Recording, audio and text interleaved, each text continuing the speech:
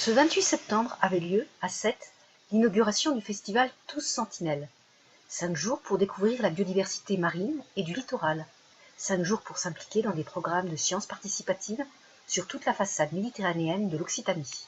Donc en Occitanie, les sciences participatives en mer, en lagune et sur le littoral sont représentées par de nombreux porteurs de programmes, désormais regroupés au sein du réseau Sentinelles de la mer Occitanie. Donc créé en 2015, en collaboration avec un grand nombre de partenaires et grâce au soutien financier, notamment de la région Occitanie-Pyrénées-Méditerranée, du département de l'Hérault et de l'Agence française pour la biodiversité, et bien sûr que je remercie. Ce tout jeune réseau est le reflet du dynamisme et de la passion de l'ensemble des acteurs qui œuvrent à la protection du milieu marin.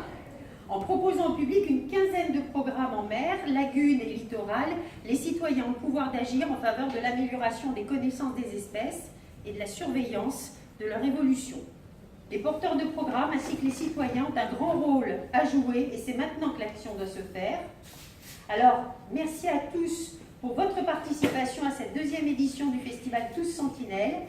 Il se définit comme un moment chargé d'échanges afin de donner le goût des sciences participatives à tous, d'oser s'engager un peu, beaucoup, passionnément ou à la folie, avec ou sans connaissance de la mer, dans la joie et la bonne humeur.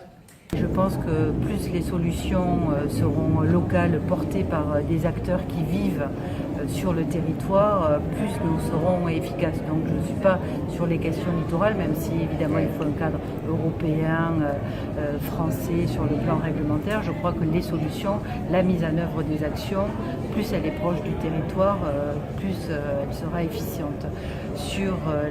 Pour la région Occitanie, effectivement, ça a été une réflexion qui a été engagée et qui a trouvé évidemment un cadre nouveau avec à la fois une vice-présidence occupée par Didier Codorniou qui est donc dans son champ de compétences les questions du littoral et de la mer, avec une nouvelle direction qui s'est également créée en support pour mettre en place ces orientations politiques, les dispositifs sur la question du littoral. Donc effectivement, c'est une question à la fois bien sûr d'aménagement, c'est une question aussi d'activité économique et c'est aussi une question environnementale forte avec évidemment tous les dispositifs d'atténuation bien sûr, mais aussi d'adaptation au changement climatique dont on sait les effets sur l'érosion, sur le trait de côte et tout ce qu'on doit commencer maintenant à anticiper en termes de protection mais aussi de recul, de retrait de certaines activités de la bande littorale. Donc oui, nous travaillons d'ailleurs en particulier en partenariat avec l'État et la Caisse des dépôts. Nous avons lancé un plan qui s'appelle le plan littoral 21 qui constitue une espèce de contrat entre l'État et la région et où on embrasse de façon très concrète ces différents volets d'aménagement du littoral, de protection de l'environnement et de comment tous ensemble, collectivités, acteurs associatifs, on va pouvoir rendre ce territoire le plus résilient possible face aux risques. Alors, les régions sont organisées au sein d'une association qui s'appelle Région de France avec des commissions thématiques, donc que ce soit les techniciens ou les élus se parlent, échangent leurs pratiques, font parfois aussi du lobbying auprès des ministères pour mieux adapter certains dispositifs, financement, règlement à la réalité du terrain. Il y a ensuite des opérateurs, je pense en particulier au Conservatoire du littoral.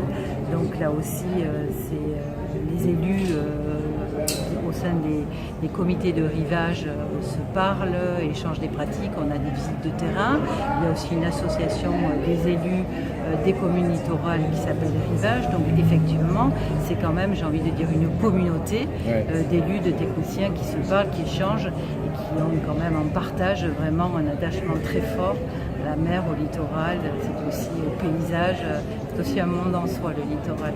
On voit très bien pour ceux encore qui douteraient de l'impact du réchauffement climatique que nous avons d'ores et déjà à faire avec des urgences pour sauver à la fois des espèces et puis des activités et puis un enjeu aussi sanitaire très important. Donc c'est d'ores et déjà vraiment très urgent de se mobiliser. Donc, je suis Loïc Linares, je suis directeur du CEPRANMAR, Donc depuis un an, le CEPRALMAR a une petite équipe de 6 personnes avec 4 chargés de mission sur la thématique, sur les filières halieutiques de manière générale et les différentes entrées pour travailler sur une gestion durable des filières halieutiques. Et donc on a un chargé de mission pêche, un chargé de mission aquaculture, un chargé de mission aménagement littoral et un chargé de mission qualité des milieux. Voilà. Donc moi, j'essaie de coordonner tous ces projets avec l'équipe. Alors le CEPRALMAR travaille sur pas mal de projets avec le CPIE du bassin de Thau. D'ailleurs, on a validé de part et d'autre, et pour le CPIE, ou le CPIE pardon, c'est en cours, mais nous, au CEPRALMAR, on a déjà validé le principe d'adhérer l'un et l'autre dans la même structure pour consolider justement les projets que nous travaillons ensemble.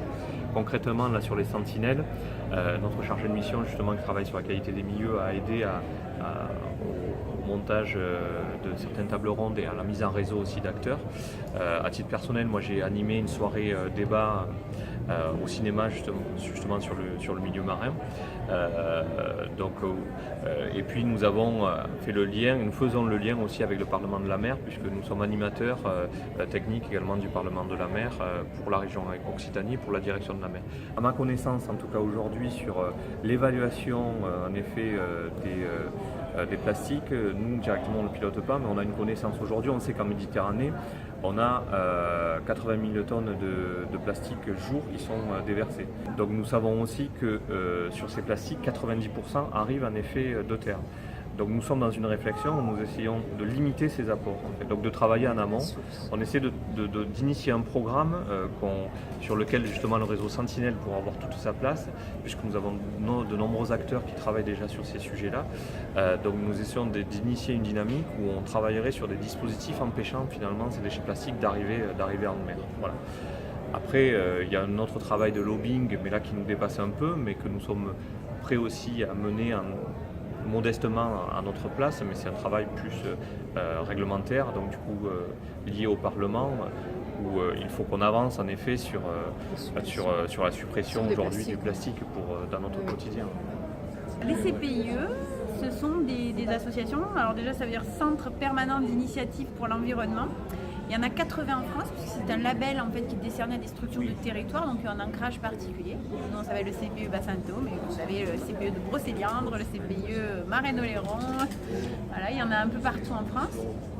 Et c'est des associations, on va dire, qui ont deux pieds bien particuliers. Un pied sur l'éducation à l'environnement, donc de tous les publics, ça va vraiment des petits bouts de choux en matière jusqu'aux étudiants, au grand public. On fait de l'écotourisme, on fait des actions dans les classes. On voit à peu près 30 000 personnes par an sur ces actions éducatives, donc événementielles également. Et un pied sur l'accompagnement des territoires. Ça, c'est un pied qui est plus compliqué parce qu'on fait plein de choses différentes à l'intérieur de l'accompagnement des territoires, surtout au CPE Bassin de Thau parce que nous on fonctionne en réseau avec des structures sur le territoire, donc des structures issues de l'éducation à l'environnement, de la formation et de la préservation de l'environnement, mais aussi les socioprofessionnels, c'est-à-dire la conchyliculture, l'agriculture, les pêcheurs. Donc du coup ça foisonne sur l'axe accompagner les territoires et on mène par exemple des projets de circuit court. Donc, on mène un programme qui s'appelle Panier de Thau depuis 10 ans sur le pouvoir des citoyens, puisque comme l'a dit ma présidente, c'est vraiment l'axe principal des CPE aussi, c'est redonner du pouvoir d'agir. Donc voilà, on a 3000 familles par exemple qui s'alimentent sur les circuits Panier de Thau et une quarantaine de producteurs qui livrent. On fait de la concertation territoriale, on accompagne les collectivités aussi qui nous demandent de faire de l'interface avec les citoyens. Et on a un axe aussi là-dedans sur le littoral et la mer, donc notamment la campagne Éco-Gestes Méditerranée qui accompagne la plaisance durable, c'est les changements de pratiques chez les plaisanciers. Et le réseau par exemple Sentinelle de la mer qui nous réunit aujourd'hui, qui est lui dédié aux sciences participatives en milieu marin et toujours pareil, comment le citoyen peut s'impliquer dans l'acquisition de connaissances. Je pense qu'il est temps de changer nos habitudes en ce qui concerne l'environnement et que les associations vont être vraiment les encadreurs, les catalyseurs de ce changement.